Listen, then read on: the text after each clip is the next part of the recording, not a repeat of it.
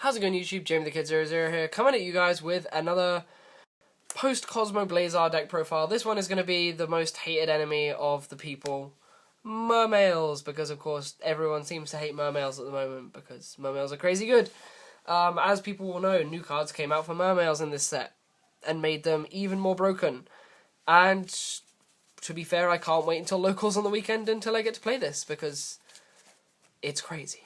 So let's get right into the deck list. So the new powerhouse of the deck is Mermail Abyss Lead. For those of you who don't know what this does, this is the bigger Abyss Megalo. You have to send 3 water monsters from your hand to the graveyard to summon him.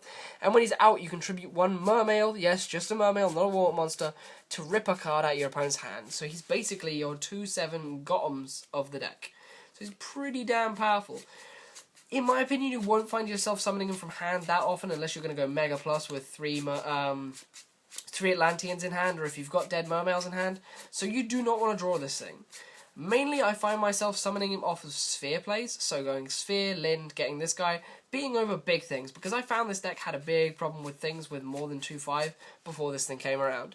Also, I do have to give shout-outs to my boy James. He is loaning me this Mermail Abyss Lead, and the 2 Mermail Abyss Trites I'm playing in this deck, because mine haven't arrived in the mail yet, so goddamn snow getting in the way of the mail. Of course, continuing with the tradition of Mermails, we do play 2 copies of Mermail Abyss Megalo. So this trinity together form, of course, the beatsticks of the main deck besides Moulin. The Megalos, of course, you are going to be drawing into to make your combo plays, but Abyss Lead is really just muscle that you can access off of Sphere for the most part. That's what I find myself using him for the most. A lot of people complained recently and said Lead isn't very good. I had people message me on Facebook saying that they really didn't like Lead.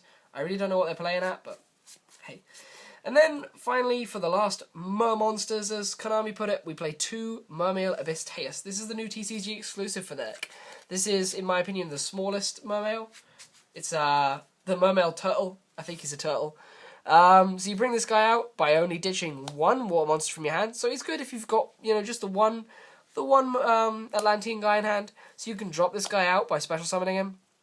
In defense, search another Mermail water monster to your hand that's level 4 or lower. So you could search another target that you can then ditch with Megalo to your hand. Then special summon your Megalo and make a rank 7 play. Or you can just search out your Abyss Lind, play this guy out, search a Lind, set the Lind, and you've got a big defender and a Lind that's going to bring out fun stuff to the board. So I've yet to really understand the true potency of these, but in testing, they look quite nice. Originally, I wasn't a big fan, but I think I'm going to learn to love these.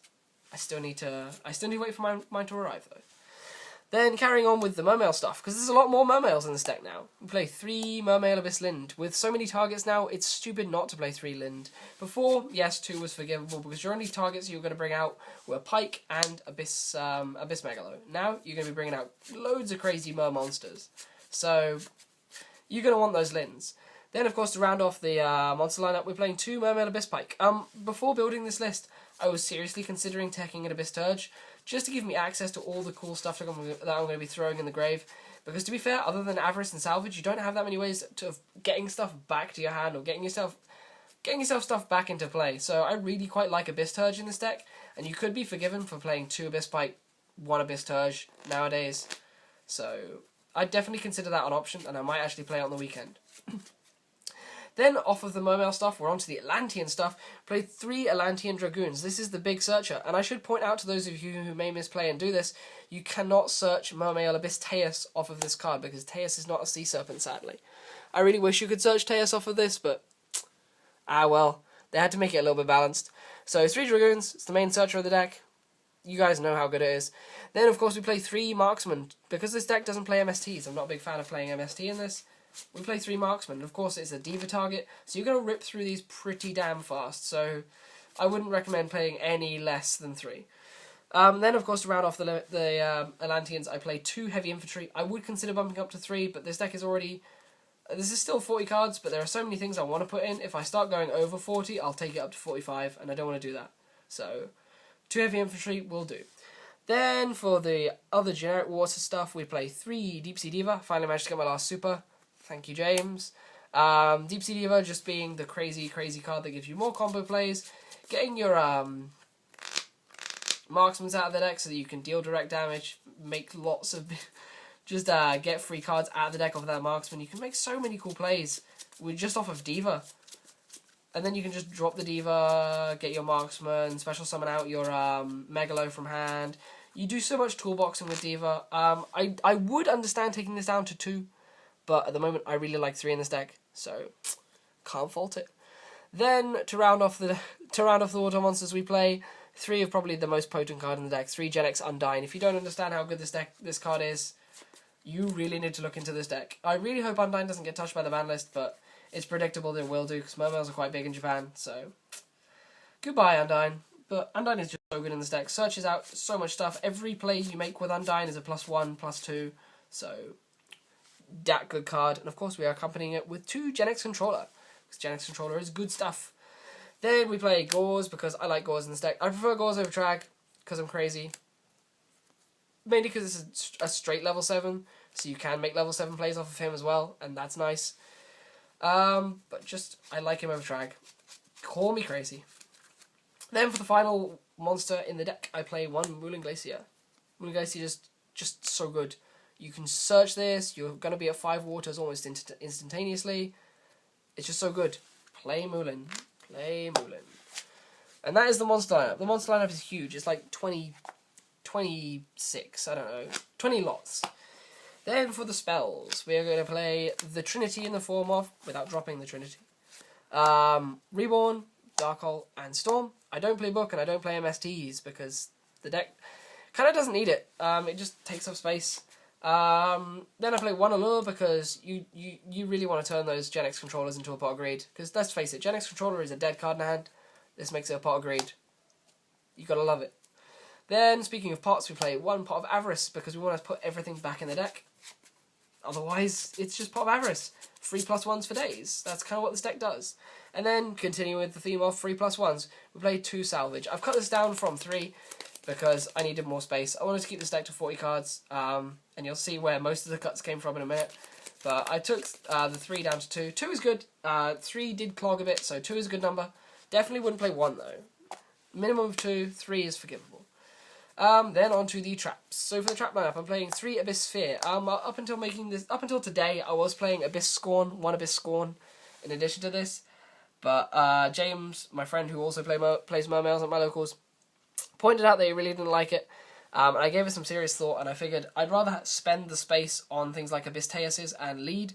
So I ended up cutting the Abyss Scorn, but it's definitely a card that I consider putting back in. In testing, it was really nice. I really like the card. I don't care how readable it is. You've still got to find a way around it. If you MST it, you're going to lose the card anyway. And I can always just activate it whenever you run into my damage step. So it's a good card. I like it, but some people don't like it. And at the moment, I've taken it out. But I definitely side Abyss Scorn to beat over really high beta decks. And then to finish off the Torrent lineup, I'm playing Double Torrential. I'm not playing Mirror Force in this deck because I cut Mirror Force down because I needed more space. And this makes MSTs even more dead because 3 of your 5 cards are chainable to MST. So they blind MST, which a lot of people at my locals will do. You're going to get free sphere plays, you're going to minus your opponent, so why not? Let's move on to the extra deck, because we're running out of time. So for the extra deck, we play 1 Armory Arm, because the Librarian Armory Arm is crazy. We played the Librarian and the Catastor. Those are the 5s we needed. I don't feel the need for a third 5, so I've actually thinned down this Synchros quite a bit.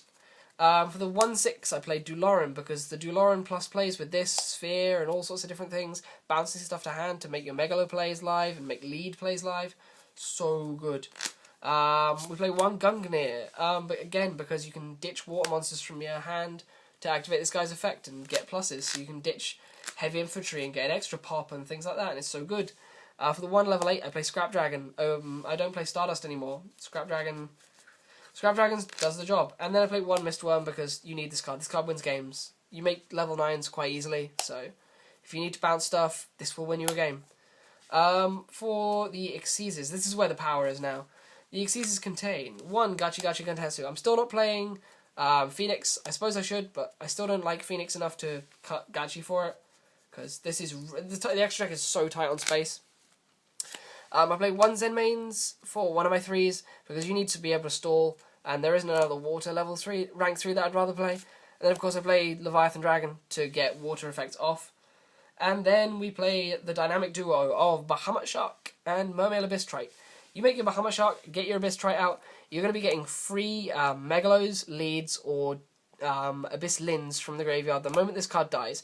So you go Bahamut Shark, you've got a 2600 attacker and a 28 wall, and your opponent has to try and get over this, and then this will get you one of your big, your big mer monsters, or just all sorts of crazy stuff like that. So this play is insane. If you see this play coming, stop. Stop it, because you're going to lose. And then the other rank 4 I play is Abyss Dweller, because Abyss Dweller again, it's a water monster, so it'll activate the Dragoons when you detach it, and it's Abyss Dweller. It's great in the mirror match, and it doesn't hurt you, which a lot of people don't realise. You activate your own Abyss Dweller, and they think, oh, he's not going to be able to activate his own effect. It only targets the opponent. Then for the 7s, I'm actually playing 2 now. I'm playing 1 number 11 Big Eye, because Big Eye is good, and then I'm playing 1 Mermail Abyss Gaius. This card is really, really good. You should really read up on this. It says, while this face-up card has Xyz material, level 5 or higher monsters can't attack. So basically most of the big stuff that's going to try and get over this can't attack. This destroys Chaos Dragons and destroys other Mermail players and things like that.